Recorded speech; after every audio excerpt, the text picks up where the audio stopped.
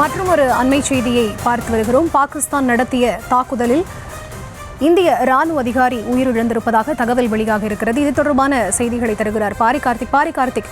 இப்போதைய அண்மை செய்தியை பார்த்திருப்போம். பீரங்கி தாக்குதலில் மேஜர் பவன்குமார் பலியாக இருக்கிறதாக இமாச்சல் மாநில முதல்வர் இரங்கல் தெரிவிச்சிருக்காங்க. இது பத்தின உங்களோட விவரங்கள்.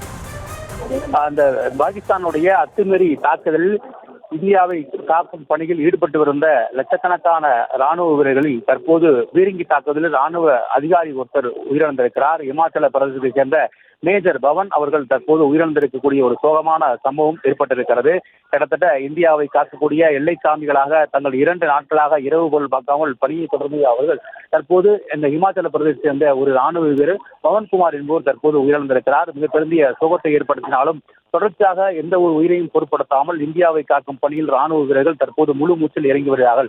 வீர மரணம் அடைந்த பவன்குமாரினுடைய அந்த உடல் இந்த பூமியில் பதிப்பதற்கு முன்னதாக இந்தியா ஒரு வெற்றியை கொள்ளும் என்று எதிர்பார்க்கப்படுகிறது. அதன் அடிப்படையிலே இமாச்சல பிரதேசத்தை சேர்ந்த மேஜர் பவன்குமார் உயிரிழந்த சம்பவம் மிகப்பெரிய சோகத்தை ஏற்படுத்தி இருக்கிறது.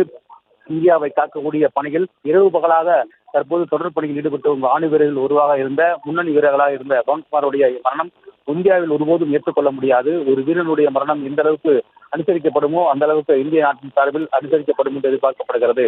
குறிப்பாக அவருடைய மரணத்தை பொறுத்த வரைக்கும் பவன்குமார் என்ற ஒரு மனிதன் இறந்தால் கிட்டத்தட்ட லட்சக்கணக்கான இந்தியர்கள் பொங்கியெழுவார்கள் அடிப்படையிலே இந்த காலை கூட ராணுவத்துக்கு உதவி செய்வதற்காக சண்டிகரில் திரண்ட போது லட்சக்கணக்கான இளைஞர்கள் மற்றும் பொதுமக்கள் ஒன்று திரண்டார்கள். எனவே அத்தகைய கூட்டம் தான் மேவர் பவன் கல்யாணுடைய பவன்குமாருடைய அந்த மரணத்திற்கு சாட்சியாக இருக்கிறது.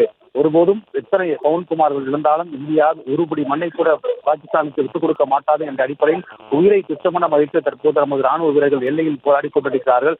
அந்த அடிப்படையிலே மேஜராக பணிபுரிந்து வந்த பவன்குமார் தற்போது உயிரிழந்த செய்தி இந்திய மக்களுடைய சோகத்தை ஏற்படுத்தினாலும் மீண்டும் அது கோபத்தை ஏற்படுத்தியிருக்கிறது. இன்னும் வேகமாக அவர்கள் சண்டையிடுவார்கள் எதிர்பார்க்கப்படுகிறது.